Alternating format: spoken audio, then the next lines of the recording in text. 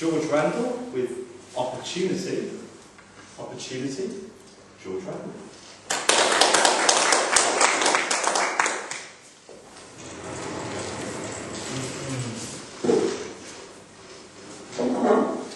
Mr. Toastmaster, fellow Toastmasters and guests.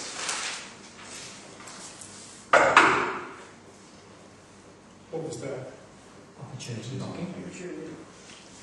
When you hear opportunity knocking, do you hold back?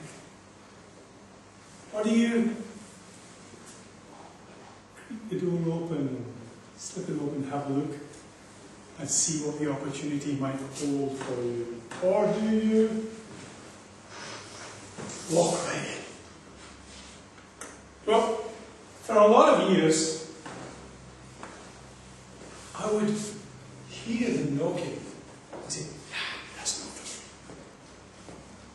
So it's a little bit to do with what traits you have.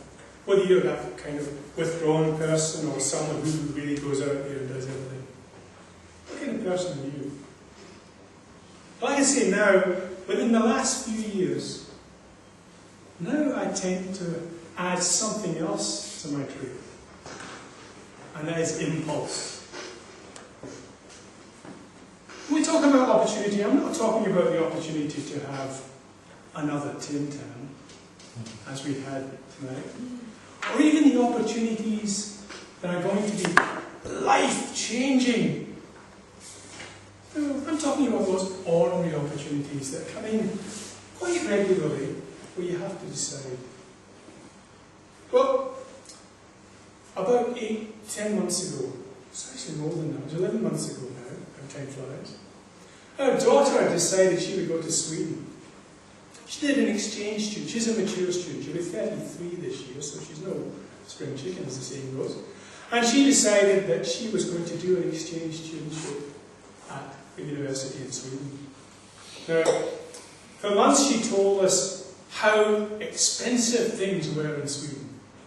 Now, you're probably aware my upbringing is somewhat, let's just say, we're very candid on that.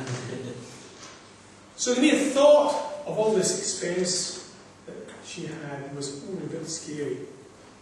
Now, my daughter used to be able to live on the smell of an oily rag, as long as that oil was vegetarian, of course. So it really irked me. But the more that time went on, the more I thought, will I answer that for her? The more I thought, well, why don't we go and visit her? Stockholm? I've never been there, but it must be a lovely city. So we did. And even after several anyway, Skype conversations where she kept telling us how expensive it was. And you know what? It was. But the thing is that the expense is long forgotten after, years after, when you actually remember the experience. So off we went. Headed for the Swedish coast. And there were a few things that happened there that were really enjoyable. The next thing that the next opportunity that came along was on the way home from Sweden, we had the opportunity to go to Stockholm. Sorry, not Stockholm, to Denmark, as in Copenhagen. Now, my father, years ago, during the war, actually sketched the Little Mermaid that is synonymous with Copenhagen. So again, an opportunity, let's go. So we stayed 2 nights in Copenhagen and enjoyed the delights of that town. You know, the last thing that happened, we came back via Singapore. And we went to Sentosa Island. Has anyone been to Singapore? Sentosa, it's a holiday island there. They keep adding things. So even if you have been before, you should go again. And here we were in that lovely 27-degree heat, with the humidity about as high as a sumo wrestler's armpit. And my wife wasn't really interested in doing lots of things. I want to go on the Segway buggy, you know, and a couple of other things. And Norma would say, well, I'm not going to do it. And always in brackets, I felt was, and if you're going to do it, I think you're an idiot. And you shouldn't do it either. But on this particular occasion, I looked up, and there was this massive big screen, and it said, anyone can fly.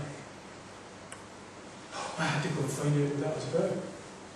Sure enough, in Sentosa Island, there is the biggest in the world unit for actually doing free-fall parachute jumping. It's massive, multi-story high. And I thought, well, why not? Maybe. So I went up to the desk and said, how much is it? How much? Oh, right. And then they said, well, there's 45 minutes of training, and then you have 2 45-second jumps. A minute and a half. For that much? So I went back to Norma and I said, oh, look, we were going to a show later on that evening, and I went back and I said, I don't think there'll be time because it takes nearly 2 hours. And Norma said, yeah, we'll be got plenty of time.